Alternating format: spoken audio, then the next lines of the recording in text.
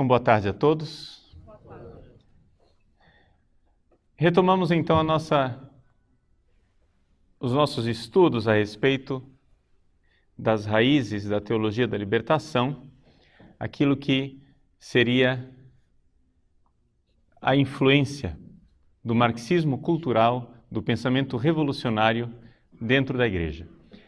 No dia de ontem, nós falamos a respeito do Sr. Antônio Gramsci. Hoje gostaríamos de dar um passo a mais e dedicar as palestras de hoje a um grupo bastante influente de pensadores que é popularmente conhecido como a Escola de Frankfurt. O que é a Escola de Frankfurt? Bom, vamos começar historiando a coisa, não é? Vocês se lembram, para fazer o link com o que nós dissemos no dia de ontem, vocês se lembram que a Primeira Guerra Mundial significou uma crise teórica para o marxismo. Por quê? Porque a Primeira Guerra Mundial, os marxistas esperavam que os trabalhadores se unissem contra os seus opressores. Acontece que os trabalhadores, horror dos horrores, começaram a pegar nas armas para agir uns contra os outros, não é? A Primeira Guerra Mundial significou uma crise teórica para o marxismo.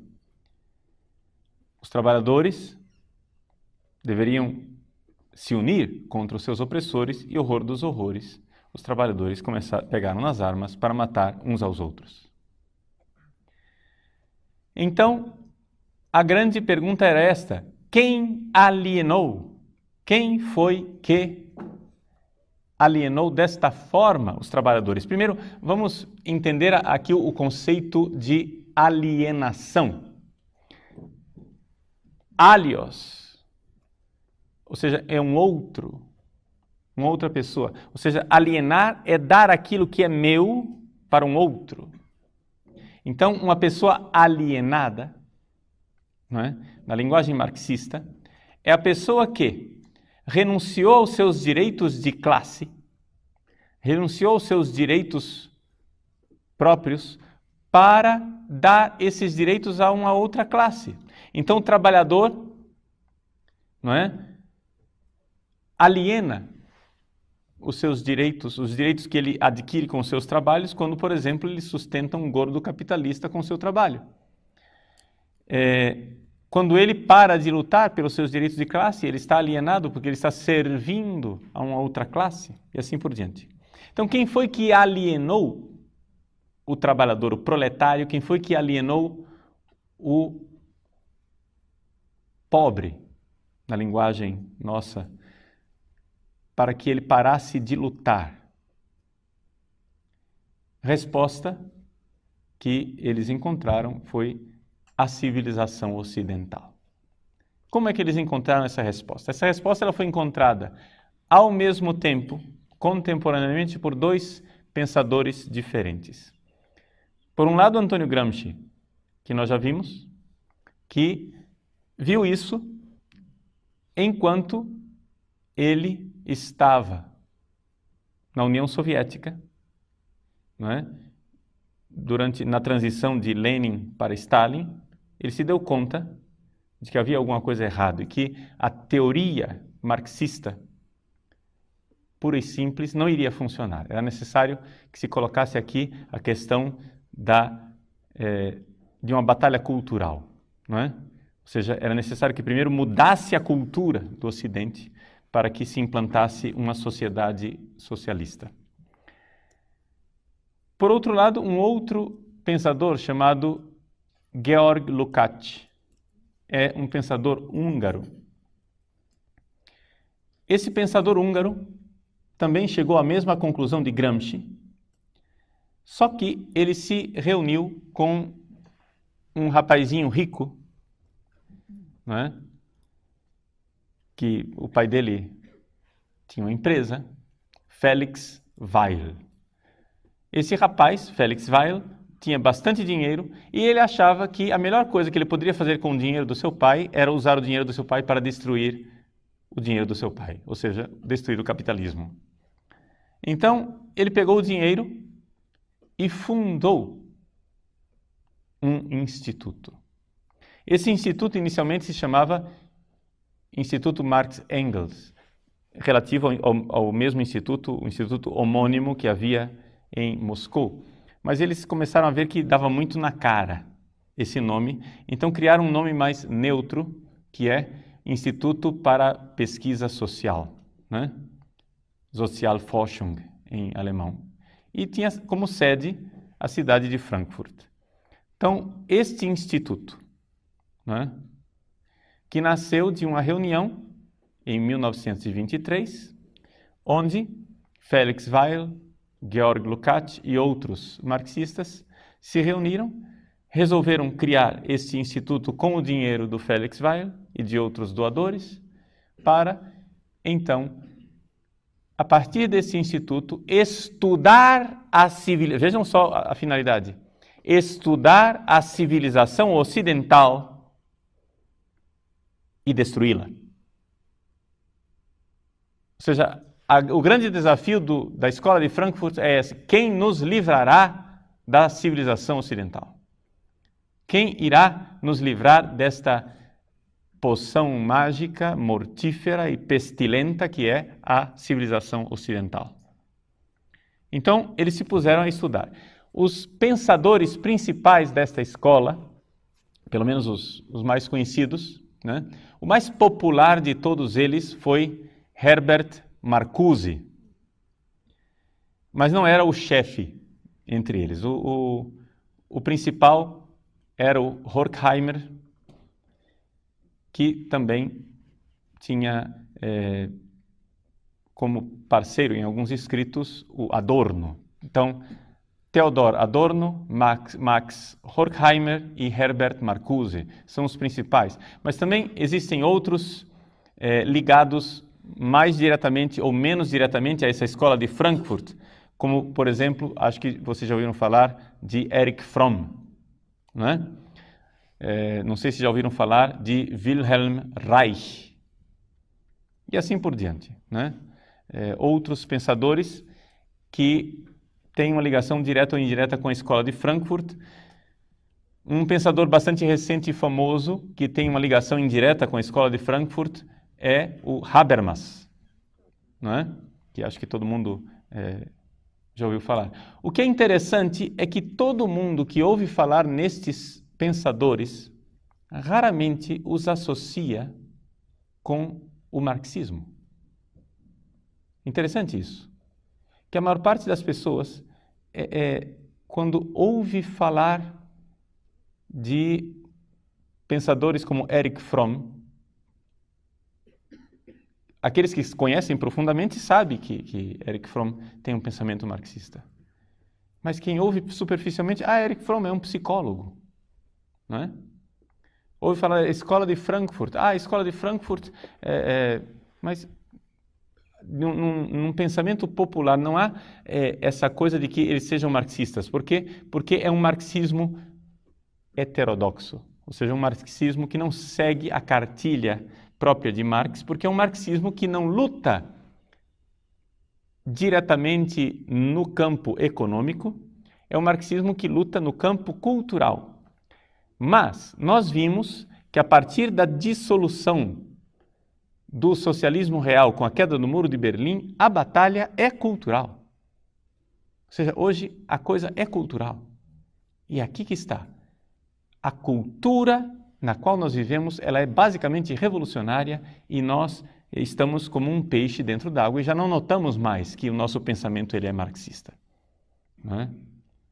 Então, assim como os fundadores da escola de Frankfurt se perguntavam como é que nós podemos nos livrar da cultura ocidental, hoje a pergunta que nós católicos precisamos fazer, como é que nós podemos nos livrar do marxismo? Ou seja, porque esse negócio é a água na qual nós nadamos, é o ar que nós respiramos. Quando a gente menos suspeita, nós estamos pensando de forma revolucionária.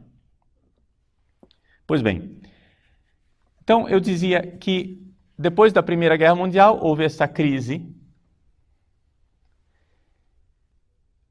Esta crise teve duas respostas mais claras. Primeira resposta diante da crise da Primeira Guerra Mundial. Por que os trabalhadores não se reuniram debaixo da bandeira da luta de classes? A resposta otimista do fascismo. O fascismo é um filho, né, do marxismo. O fascismo dizia: vamos, sim, criar uma sociedade justa, vamos, sim, ter um Estado totalitário, vamos, sim, realizar o paraíso aqui na Terra, todas as coisas que os marxistas queriam. Mas, numa outra bandeira, a bandeira do otimismo nacional, a bandeira do otimismo da raça, a bandeira do otimismo de um retorno a uma cultura primitiva, não é? Do nobre selvagem. Ou seja, existe uma coisa no pensamento de Hitler, que é essa realidade de que o cristianismo abastardou a nobreza da nação alemã. A nação alemã, que Hitler liga diretamente aos antigos gregos romanos, de alguma forma, mas aos verdadeiros gregos, não os gregos efeminados apolíneos da filosofia grega, mas os gregos da tragédia grega, né? Os gregos que eram admirados por Nietzsche. Muito bem. A nação alemã que está ligada àquela herança cultural da Grécia trágica. A nação alemã tem essa nobreza do pagão pré-cristão, a nobreza do bárbaro, a nobreza do homem que rejeita esta civilização racionalista. Onde é que está, de onde foi que Hitler tirou as energias positivas, digamos assim? É exatamente daquilo que nós dizíamos, né? O trabalho do negativo. Então, Hitler admirava muito o pensamento de Nietzsche, que é toda essa realidade do o não racional, o irracional, as forças quitônicas, ou seja, tudo aquilo que é das trevas, que é Baco, não é? O deus dos infernos, do vinho, dos bacanais, da irracionalidade. Então, através disso, do nobre bárbaro, do homem que tem força, do homem que conseguiu se libertar da razão, dos grilhões da racionalidade, né? Aqui, então, Hitler promove nesta bandeira da nação alemã o fato de que, puxa vida, nós iremos conseguir. Nós vamos conseguir produzir esta sociedade se formos fiéis à nossa nacionalidade e à nossa raça. Uma visão extremamente otimista.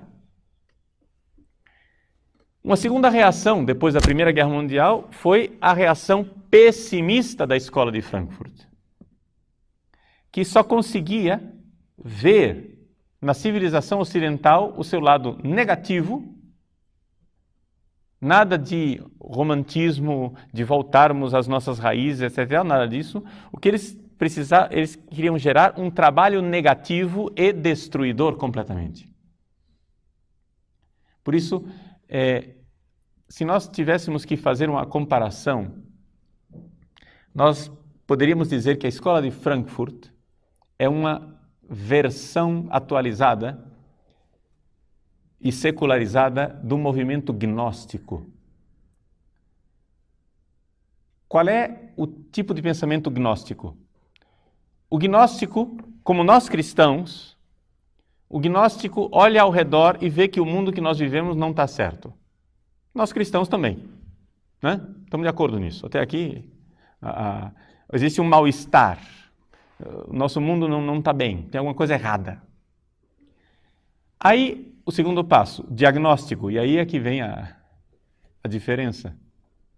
O diagnóstico que nós cristãos damos é que o mundo vai mal porque eu não estou bem e eu preciso me converter. O pecado, não é, está em mim e eu preciso mudar de vida.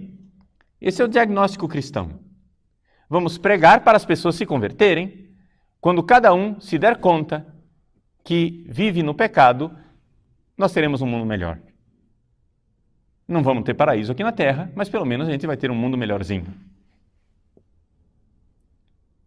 Mas o diagnóstico dos gnósticos é diferente. Um gnóstico dificilmente irá aceitar que o problema é ele. Nós cristãos olhamos que o mundo não vai bem e dizemos, eu tenho que me converter. O gnóstico olha para o mundo, diz que o mundo não vai bem e diz, o mundo foi mal feito. Os gnósticos antigos, que eram místicos e religiosos, diziam, o mundo foi mal feito por um Deus mau. Existe um Deus bom, espiritual, o Deus da luz, o Deus do bem, que fez as nossas almas, que estão aprisionadas nesse mundo terrível que foi criado por um Deus mau, um demiurgo estúpido, que criou o mundo da matéria. Então, o mundo vai mal porque o mundo está mal feito. Este é o diagnóstico feito pelos gnósticos. O mundo está mal feito. Então, já que o mundo está mal feito, o que é que nós precisamos fazer? Nos libertar desse mundo mal feito. Através do verdadeiro conhecimento da gnose. Ora, a escola de Frankfurt não acredita em demiurgos. Então, como é que eles explicam? O mundo vai mal porque existe um sistema. Este mundo está mal não por causa de mim, não porque eu sou mal. Não. O mundo vai mal não porque eu preciso me converter. O mundo vai mal porque ele está estruturado de forma má. Existe um sistema que precisa cair. Este sistema é a cultura ocidental. A cultura ocidental é que faz com que esse mundo seja mal. Nós precisamos fazer com que ela caia. Se a cultura ocidental cair, vier abaixo, teremos um mundo melhor. Então, a força que a escola de Frankfurt faz é uma força de desconstruir o mundo atual. Não é? Desconstruir o Ocidente, os valores ocidentais. Ela tem uma abordagem absolutamente pessimista do mundo. Nada de otimismos com bandeiras, triunfo e vamos conseguir, e marchas em Nuremberg e Companhia Limitada como fazia Hitler. Né? O triunfalismo da nação germânica. Nada disso. Nada de triunfalismo. Existe um pessimismo terrível onde eles só conseguem ver algo ruim no mundo. É por isso que então eles criam a chamada teoria crítica. Quando vocês ouvem falar de crítica atualmente, nós que não estudamos tanto o marxismo, quem não estudou tanto o marxismo, imediatamente identifica a teoria crítica, deve ser Kant, né? É um kantismo. Nada disso. Nada disso. Eu durante muito tempo ouvia os padres dizendo, não, você tem que ser mais crítico, nós temos que trabalhar para um pensamento crítico, e não sei o quê. E eu que estudei tanto Kant na minha vida, eu cheguei e disse, não, esse cara tem influência kantiana. Estúpido que eu era porque não tinha estudado os marxistas. Até que finalmente resolvi estudar os marxistas e tenho dedicado mais ou menos os últimos 10 anos de vida a estudar esse negócio aqui. Mas a teoria crítica da escola de Frankfurt é exatamente uma atitude diante da civilização ocidental, onde eu devo criticar e destruir. Compreendem isso? Para a escola de Frankfurt existe uma ligação direta entre terrorismo, ditadura, terror, todo tipo de violência e civilização. Por que é que este mundo é um mundo de violência, de guerra, de injustiça, de terror? Porque ele é civilizado. Nós precisamos destruir a civilização e o terror desaparecerá. É necessário destruir a civilização para que das suas cinzas brote algo de positivo. Então é o trabalho crítico de destruir tudo.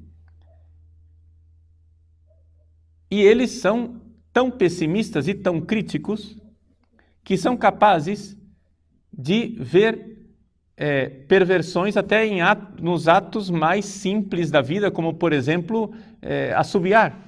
A mania que o ocidental tem de assobiar. Para adorno, por exemplo, quando eu saio assobiando pela rua, o que eu estou fazendo é a minha mentalidade ocidental, ditatorial, que faz com que eu queira dominar a melodia. É o domínio sobre a música. É uma mentalidade doente. Então, compreendem que são homens hipercríticos, pessimistas, que têm uma atitude negativa diante do mundo. O mundo está mal feito, a civilização está mal feita, precisamos destruí-la. Aí você vem e diz, tudo bem, a problemática está bonita, e cadê a solucionática?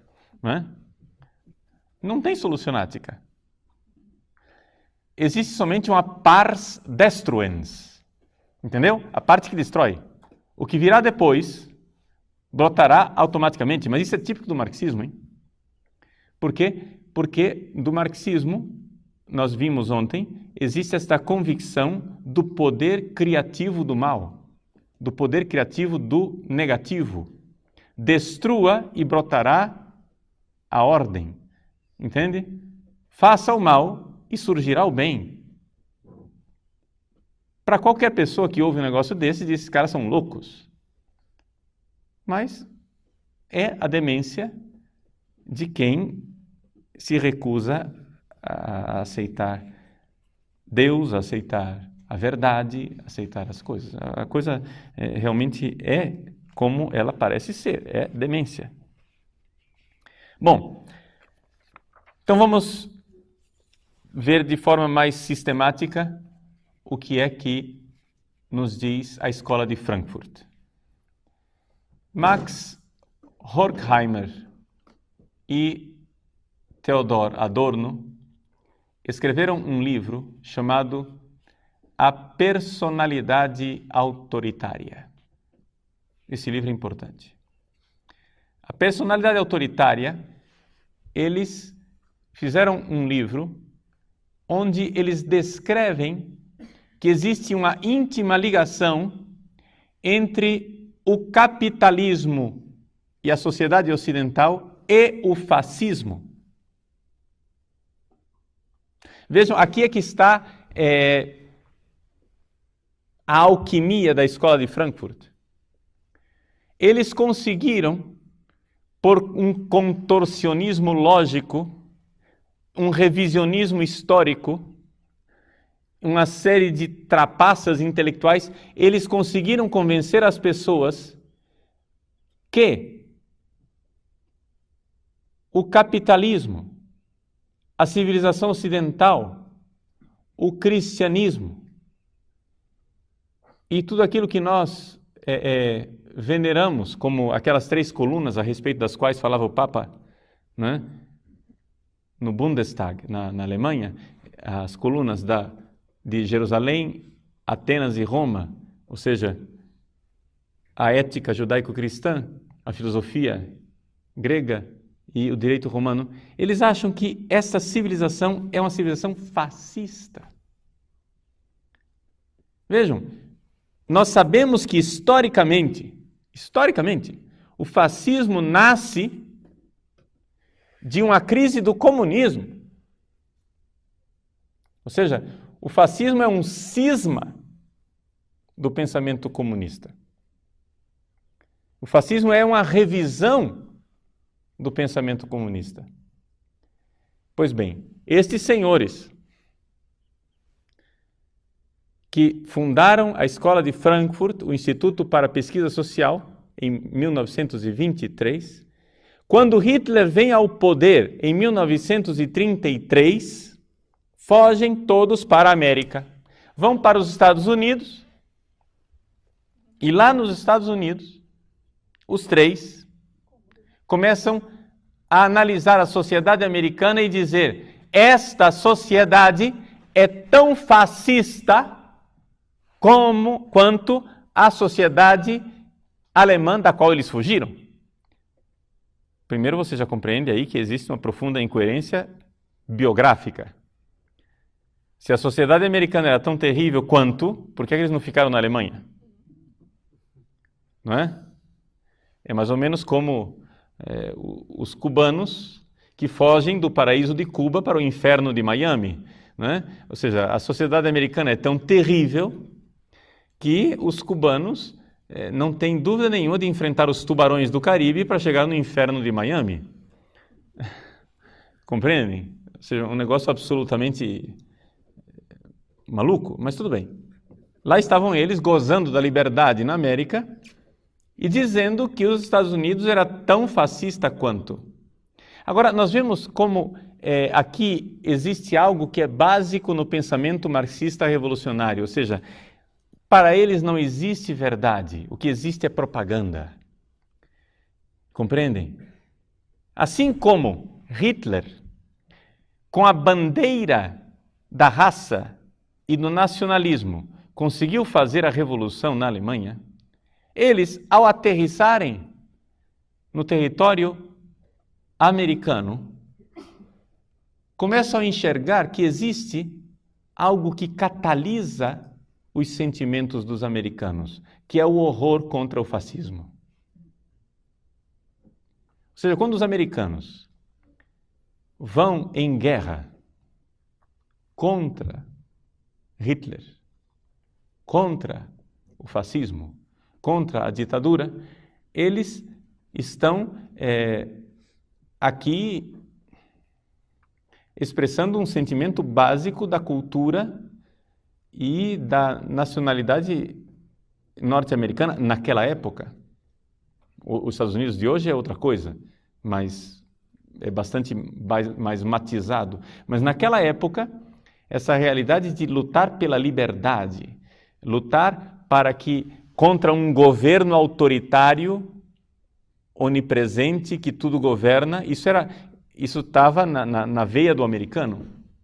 Não é? Então esse sentimento antifascista, esse sentimento de oposição a um governo totalitário e intervencionista que tira a liberdade, era algo que estava no sentimento mais profundo da nação americana. Pois bem, eles pegam isso como bandeira para convencer os americanos: vejam, isto que você mais odeia é o que você é. Compreende? Ou seja, eles começam a fazer uma espécie de alquimia, de mudanças, em que eles tentam mostrar para o homem da civilização ocidental, e o suprassumo da civilização ocidental para eles era os Estados Unidos, ou seja, lembrem que eles abominam a civilização ocidental. Então, onde que a civilização ocidental é mais ocidental? Nos Estados Unidos. Então, qual é a sociedade que nós temos que destruir por primeiro? É a americana. Então eles começam a convencer os próprios americanos de que eles são fascistas.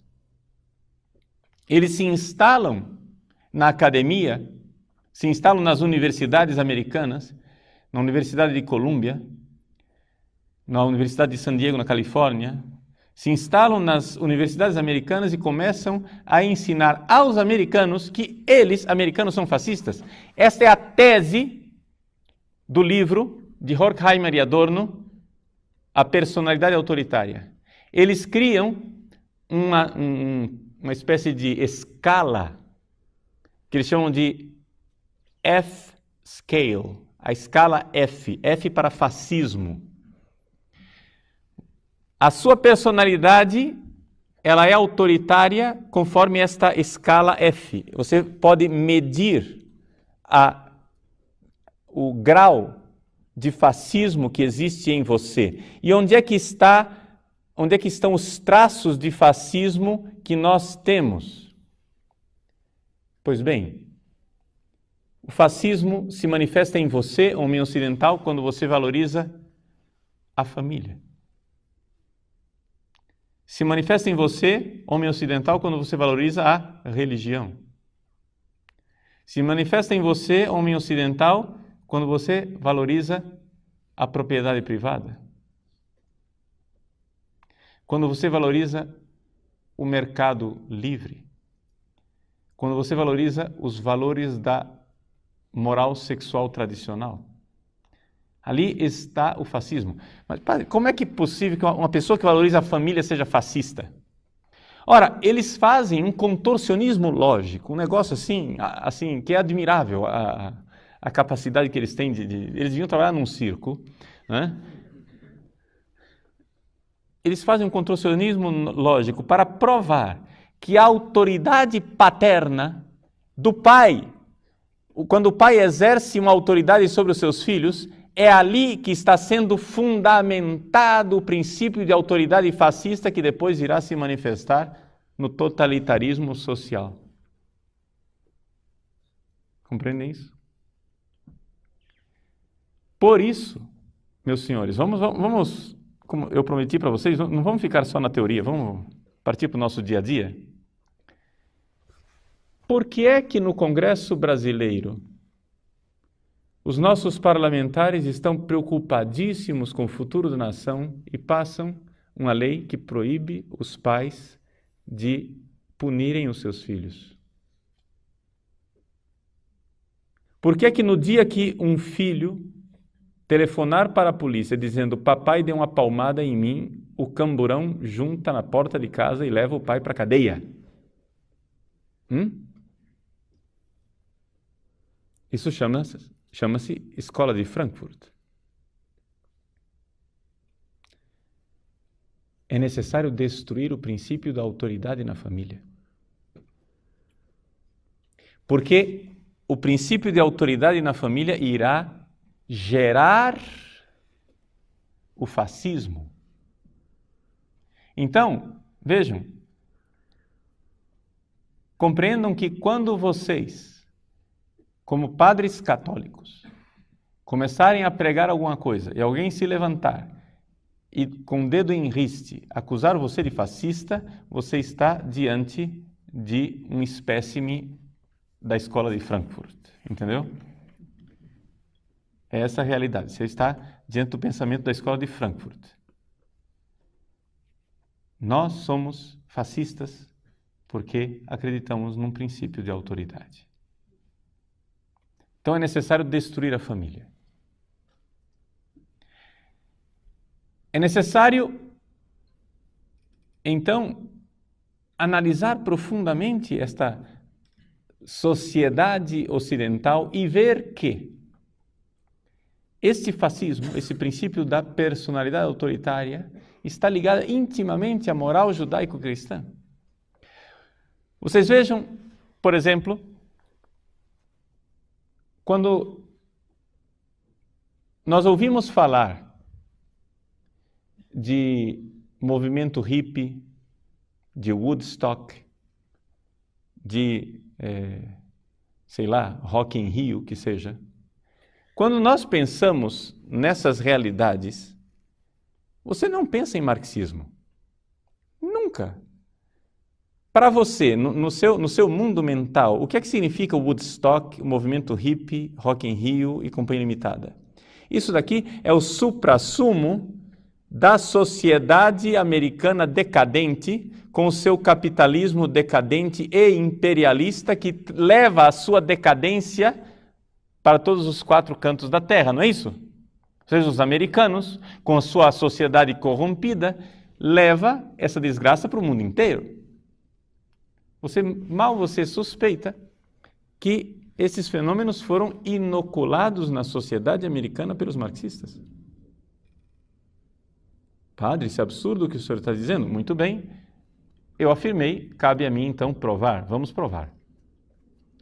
Os senhores comprem um livro chamado Eros e Civilização. foi escrito por um senhor chamado Herbert Marcuse. De todos os pensadores da escola de Frankfurt, é o mais conhecido. Marcuse escreveu esse livro na década de 50.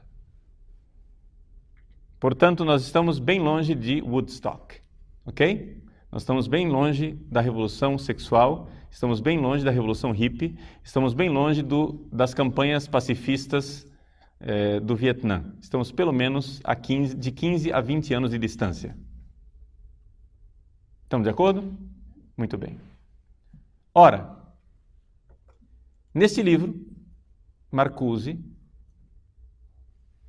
traça com toda clareza o programa da Revolução Hippie, de Woodstock, do pacifismo e Companhia Limitada. Você vai dizer, Padre Paulo, o senhor é um teórico da conspiração. O senhor acha que tudo foi conspirado e foi... Mas, pera lá, como teórico da conspiração, meu irmão? O cara 20 anos antes diz, vou fazer. Quando 20 anos depois o negócio acontece, eu não tenho por que não ver uma relação de causa e efeito. Ele entra nas universidades americanas com aquela tese, quando 20 anos depois os próprios universitários americanos estão fazendo aquilo que ele previu, é evidente que houve alguém por trás disso.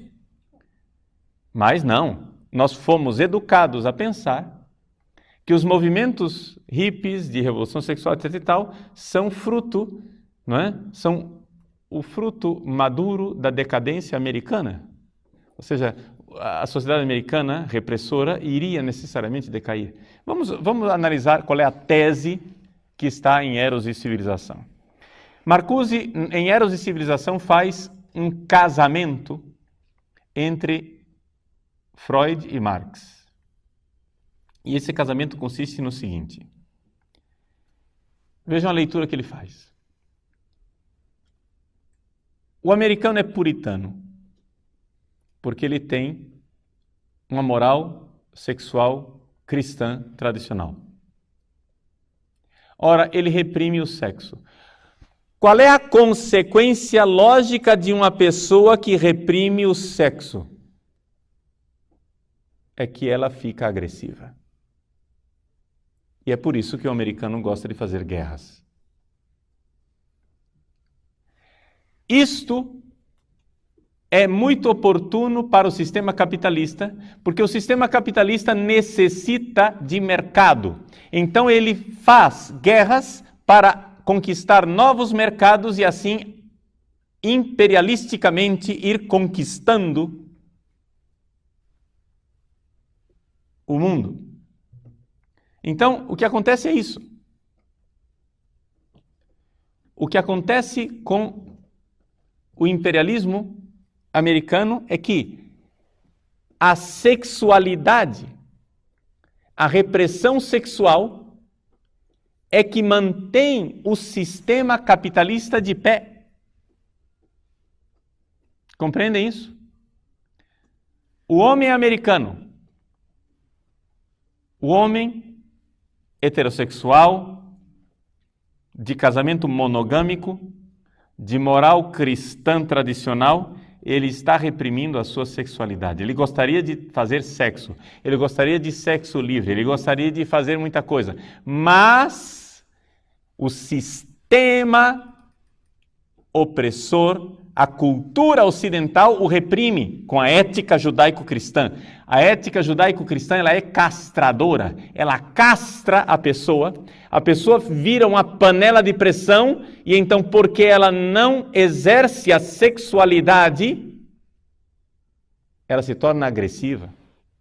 E ao se tornar agressiva, ela faz guerra. E ao fazer guerra, ela conquista novos mercados. E ao conquistar novos mercados, ela mantém o capitalismo de pé. E por isso atrasa a implantação da sociedade perfeita, maravilhosa, que nós marxistas queremos implantar nesse mundo. Portanto, existe uma relação direta de causa e efeito Nós precisamos então fazer com que esse homem ocidental, puritano e reprimido, faça sexo. Surge então o lema de Marcuse: faça amor, não faça sexo. Não faça guerra, perdão. Surge o lema de Marcuse: faça amor, não faça guerra. Vocês já ouviram a palavra paz e amor, bicho? Paz e amor, bicho, quer dizer isso. Amor é sexo. Sexo livre. Revolução sexual. Transe. E não faça guerra. Paz. Então a revolução hippie é fruto direto do pensamento de Marcuse, que convenceu Marcuse e toda uma caterva de gente que o ajudou a fazer isso, né? Porque é evidente que ele não fez isso sozinho. Mas brota do pensamento dele que é necessário que os jovens americanos façam sexo. E ao fazer sexo, eles vão então se tornar pacifistas e não vão querer fazer guerra. E cairá o sistema americano. Cairá o sistema capitalista. Aplicando a nossa vida, que parece muito distante, década de 70, não sei lá o quê. Os senhores compreendem por que é que os marxistas dentro da igreja precisam desesperadamente que vocês não vivam o celibato? Entendem? Por que é que esses caras não nos deixam em paz para viver o celibato que nós queremos viver? Meu irmão, você quer casar? Seja feliz. Você quer transar? Seja feliz. Entende? Você é heterossexual e quer ter 10 mulheres, que as tenha. Você é homossexual e quer ter uma vida devassa, que a tenha. Mas me deixe em paz vivendo o meu celibato. O que é que você tem que se meter comigo? Entende? O cara é louco, pagão, não crê na moral cristã, não está nem aí. Mas quem é que está te impedindo de ser devasso e maluco? Seja. Me deixe em paz na minha igreja, eu quero ser casto, boa noite. Mas não. Eles fazem toda uma pândega, eles fazem uma arruaça em cima do celibato sacerdotal, para mostrar que o celibato tem que estar a ferro e fogo, o celibato tem que estar ligado a alguma espécie de patologia. Então eles querem convencer-nos de que o celibato não é bom, para que nós paremos de viver o celibato e vivamos uma vida devassa. Por quê? Porque eles acham que no momento em que você parar de viver o celibato, você deixará de sustentar o imperialismo romano. Romano. No caso nosso de igreja, o imperialismo romano. Não americano. Claro que é o mesmo sistema. Entende? Eles identificam a opressão romana, católica, etc., etc., com o mesmo sistema americano.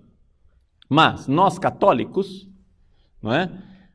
Temos um sistema espiritual dentro da religião, que é, digamos assim, o paralelo do sistema econômico americano. Assim como o sistema econômico americano vive de imperialismo, o sistema espiritual romano vive de imperialismo também. O sistema romano vive de oprimir os povos e romanizá-los, onde então, por interesses pérfidos, não é? O Papa e a sua caterva de padres conservadores vive para oprimir os povos e impor a eles uma ortodoxia doutrinal. E esta guerra que os padres fazem querendo impor ortodoxia doutrinal, está diretamente ligada com a repressão sexual do celibato. Faça cair o celibato e você faz cair a ortodoxia doutrinal. Agora, de uma certa forma, eles têm razão. Eles não têm razão, mas eles têm razões. Deixa eu dizer o quê? Existe uma verdade que é a seguinte, isso é uma verdade espiritual. Se você não vive como pensa, vai terminar pensando como vive. Então, de fato, se você, vamos supor, estuda o catecismo da Igreja Católica, você estuda a doutrina da Igreja Católica, você é muito ortodoxo, mas você não consegue viver uma vida virtuosa. Um dia você vai na balada, outro dia você sai com a menina, outro dia você transa com ela, e depois você vai num site pornográfico, aí depois você se masturba, aí depois você faz isso e aquilo, etc, etc. Você vai aprontando. Você apronta na sua vida sexual. O que acontece é o seguinte, ou você muda a sua vida, ou você vai terminar pensando como você vive.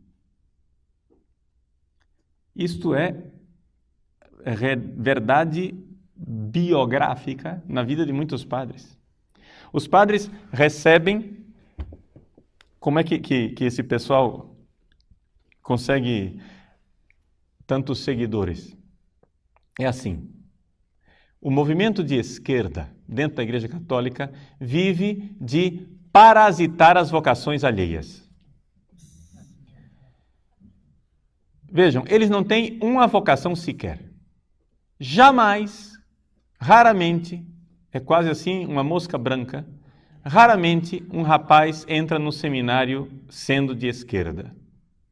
Quem entra no seminário é conservador naturalmente. Os rapazes que entram no seminário são bons, bem-intencionados, querem viver o celibato, querem ser fiéis ao Papa, querem viver a Igreja tal qual ela é. E essa é a razão pela qual tem tanto sucesso, não é? As dioceses, as congregações e os seminários que têm um perfil mais conservador. Por que é que, por exemplo, congregações femininas que abandonaram o hábito e se tornaram libertárias estão morrendo e não tem ninguém no noviciado, enquanto outras congregações que têm o hábito, que continuam tendo uma doutrina cristã, que continuam tendo um segmento normal da vida de adoração eucarística, de terço, etc., etc., estão coalhados de vocações. Por quê? Porque é o natural. Quando uma pessoa pensa na vida sacerdotal e religiosa, pensa em alguma coisa num quadro mais tradicional. Mas acontece então a sedução, em que seja no seminário, ou quando o seminário daquela diocese é bom, não tem problema. Se o seminário foi bom e formou o seminarista de forma decente, não tem problema. Depois que ele sai do seminário, a gente perverte ele uma vez que ele já é ordenado, não é? E como é que acontece essa perversão? Não acontece através de silogismos. A perversão, ela acontece na prática, pela sedução do mundo. Ou seja, você é ordenado padre, aí vai se confessar com um colega padre. E ele diz, não, mas não seja tão duro com você. Deus perdoa. É normal. Deus é o Deus da vida. Deus criou o sexo. Por que é que você fica reprimindo aquilo que Deus criou e demonizando aquilo que não tem nada a ver? Deus vai perdoar. Aliás, o inferno nem existe.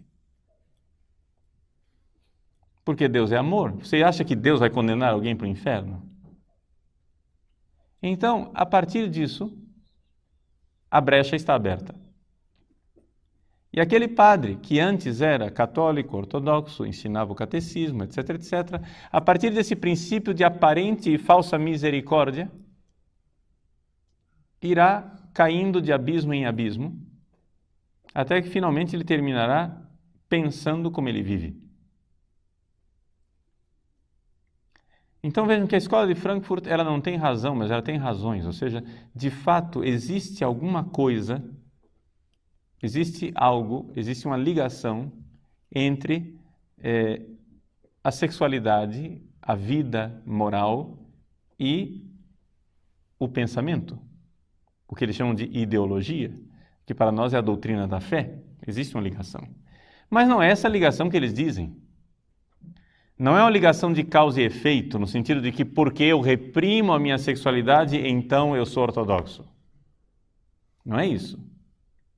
As duas coisas estão ligadas, mas não é causa e efeito. Estão ligadas porque nós somos um todo e não é possível você ficar a vida inteira claudicando com uma perna só. Não é? Então, dentro daquilo que é o pensamento da escola de Frankfurt, existe uma necessidade imperiosa, premente, urgente, de se mudar a cultura ocidental. O que eu abordei nessa palestra aqui foi, sobretudo, essa realidade da sexualidade. Você mudando a sexualidade, você mudando a forma de a pessoa se comportar sexualmente, você está impondo um novo padrão e você vai fazer com que as coisas fiquem muito mais fáceis para implantar a sociedade socialista. O que é que nós podemos dizer disso tudo? Bom, em primeiro lugar, não é verdade que ao destruir a moral sexual, eles criem uma sociedade melhor. Isso simplesmente não é verdade. Isto poderia talvez enganar os jovens da década de 70. Na década de 70, os jovens, para conseguir transgredir as regras morais sexuais que eles receberam dos pais, né? Porque os pais deles eram pais tradicionais, conservadores, que educaram aqueles jovens num sistema rígido de moralidade, muito bem. Para que aqueles jovens da década de 70 conseguissem transgredir os tabus sexuais, assim, estou usando a linguagem deles, né? Ou, melhor ainda, vamos usar a nossa linguagem, para que aqueles jovens da década de 70 conseguissem violentar a própria consciência, eles precisavam de doses altíssimas de maconha, de cocaína e de tantas coisas. Eles precisavam das drogas para viajar e conseguir fazer sexo. Porque eles tinham sido educados numa moral cristã, conservadora. Acontece que esses tempos já passaram. Nós somos os filhos ou os netos de Woodstock. Entendeu? Hoje, vovô é que é maconheiro. Entende? Vovô é que usa cabelo comprido, é tatuado, gosta dos Beatles e é aberto. O neto, muitas vezes, isso não é regra, é evidente que isso não é regra absoluta, mas muitas vezes o neto já está vendo o mundo horroroso criado pelo seu avô e rejeita esse mundo e quer entrar no seminário para consertar alguma coisa. Por quê? Porque já não aguenta mais o vazio da existência. Porque se antigamente, se há 30 anos atrás, 40 anos atrás, o sujeito precisava de maconha para ter relações sexuais de forma promíscua, hoje, um adolescente de 12 anos já faz muito mais do que ele fazia. Hoje, os nossos jovens já foram ao fundo do poço, já estão no fundo do poço. Para a gente ter uma noção real do mundo em que nós estamos, hoje nós temos um fenômeno nunca visto na história da humanidade, que é de crianças deprimidas. Isso não existia. Por quê? Porque as crianças e os adolescentes são jogados tão cedo numa série de experiências prazerosas que já, desde cedo, entram no mundo da frustração de que o prazer não responde à sede de sentido de vida que lhes é peculiar. Então, o que nós vemos hoje, o fenômeno de um renascimento de um movimento que ainda não é muito articulado, mas essa sensação difusa de que os jovens estão ficando mais conservadores é algo de real. É real. Os jovens, hoje em dia, é muito mais fácil você encontrar um bispo de manga de camisa e anel de tucum e um seminarista de batina e sobrepeliz de renda. Há 40 anos atrás era o inverso. É que o seminarista de ontem é o bispo de hoje. Entende? Então, nós temos esse fenômeno de que na igreja a geração mais jovem ela é estranhamente mais conservadora do que a geração que está no poder. E é isso que nos dá esperança. Hoje, nós temos um Papa que enxerga perfeitamente essa situação. O Papa Bento XVI, muita gente se pergunta, por que o Papa não faz alguma coisa com alguns bispos que são infiéis? Vejam, eu não quero aqui falar mal de bispos, tá? Porque não é isso, não vou aqui condenar os bispos em geral, colocar todos num saco só e condená-los. Não, existem bispos bons, muito bons. Né?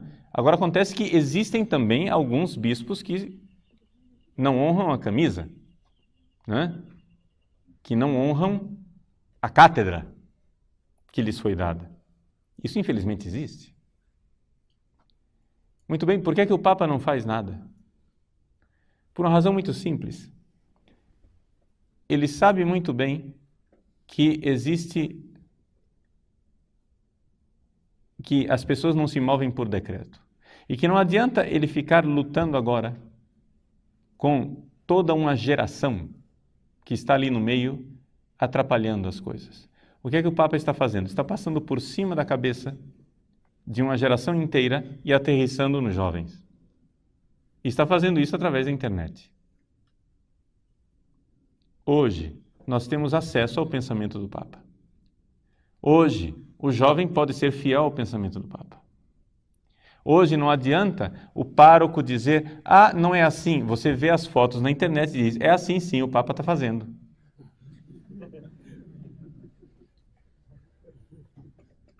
Entende? Ou seja, enquanto antigamente nós não tínhamos acesso a Roma, enquanto os decretos romanos se perdiam no meio do Atlântico, quando chegavam aqui no Brasil já estavam completamente aguados e com um significado mudado. Hoje, o jovem tem acesso direto ao Papa. E a esperança para a igreja, no futuro, é esta geração. Nós iremos ver, ao longo destas palestras, que é necessário, porém, que, além de boa vontade, nós tenhamos também estratégia. É necessário que a gente saiba que é necessário ter estratégia e paciência histórica para chegar em algum lugar com aquilo que é a necessária, entendam bem a palavra, reforma da igreja. Ou seja, a igreja precisa voltar às suas fontes, precisa voltar à sua identidade verdadeira, precisa compreender que nós estamos infiltrados por uma série de mentalidades e estamos no meio de uma batalha cultural terrível. Vocês estão vendo claramente de onde vem a mentalidade que nós vivemos dentro da igreja. Vocês veem claramente que a coisa foi formada por uma mentalidade muito alheia ao cristianismo e que, no entanto, está fazendo cabeças dentro da igreja e criando uma série de confusões dentro da igreja. Como é que nós podemos fazer para reverter tudo isso? Calma, não vou tratar disso agora nessa palestra. Por enquanto, nós estamos na primeira fase. A primeira fase é de explicar ao doente que ele está doente e por que ele está doente. Estamos no diagnóstico, não estamos ainda na terapia, não é? Estamos no diagnóstico vendo como é que, sem perceber, nós somos, sim, gramscianos e somos, sim, frankfurtianos, de alguma forma inconsciente. E que essa realidade está dentro da igreja e está criando uma doença generalizada. Por quê? Porque estamos sendo sabotados por um pensamento alheio ao cristianismo. Essa é a ideia fundamental que eu estou transmitindo para vocês, né, nessas primeiras palestras. Depois do diagnóstico, quem sabe, né, conseguiremos traçar o caminho de uma terapia para essa doença e assim sair do abismo no qual nós nos precipitamos.